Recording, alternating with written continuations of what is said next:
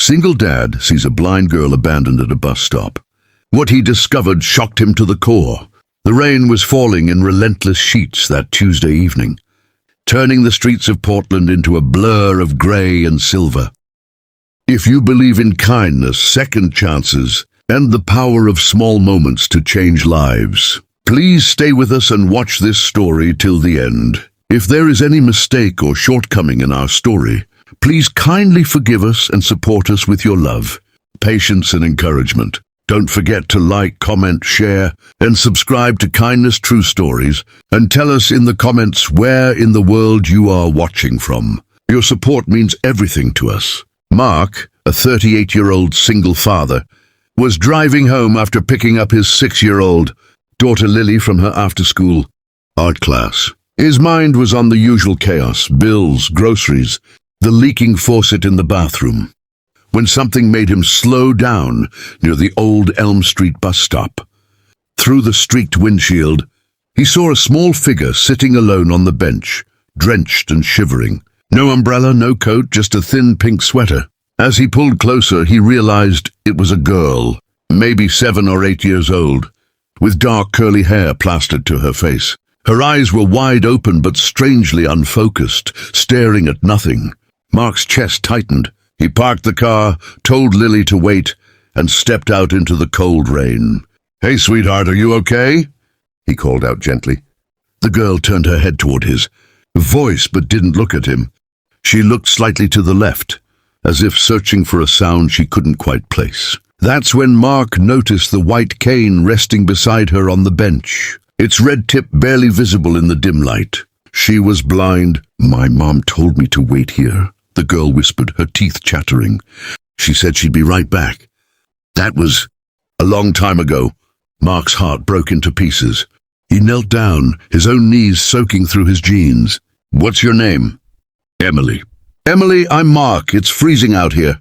Can I call someone for you? Your dad, maybe?" Emily shook her head slowly. "I don't have a dad. Just my mom. And she said if I ever got lost to wait for her. So I'm waiting." Mark glanced around. The bus stop was deserted, the streetlights flickering. No cars, no people, no sign of any mother. He checked his watch. It was nearly 7 p.m. The rain was getting worse. He made a decision.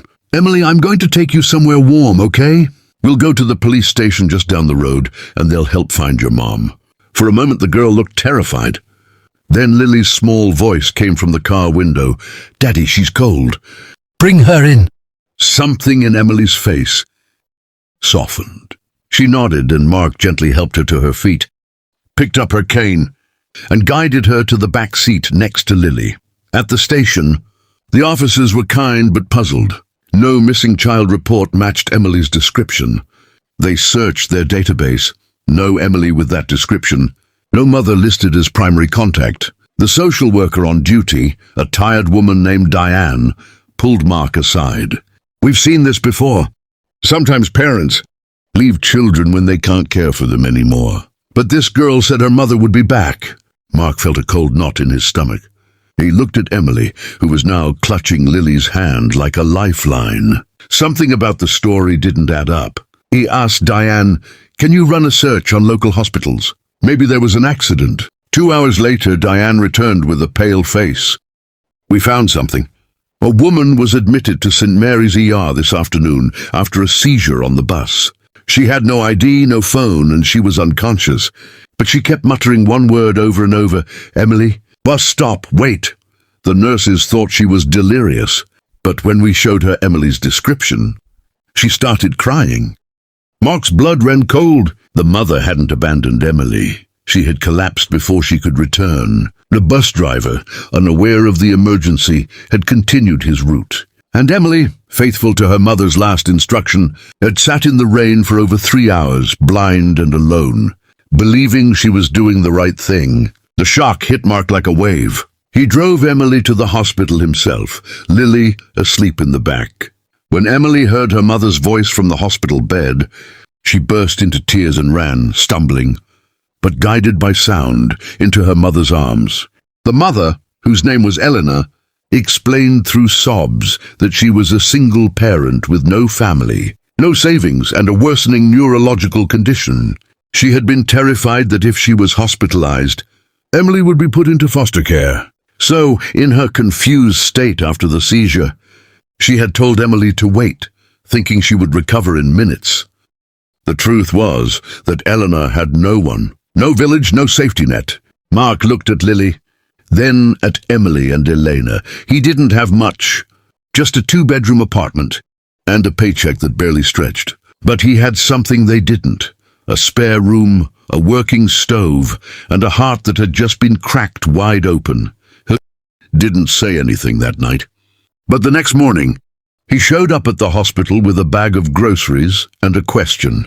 "Elena, would you and Emily like to stay with us until you're back on your feet?" She stared at him like he'd offered her the moon. 6 months later, Emily calls Mark Papa. Ooh, and Lily has a sister who teaches her that the world is not seen with eyes but with courage. And Mark, who once thought his life was just surviving, realized that sometimes the people we stop for are the ones who stop us from giving up. If this story touched your heart, please like, share, and subscribe to my channel Kindness True Stories for more real-life miracles. Your support helps us spread hope, one story at a time.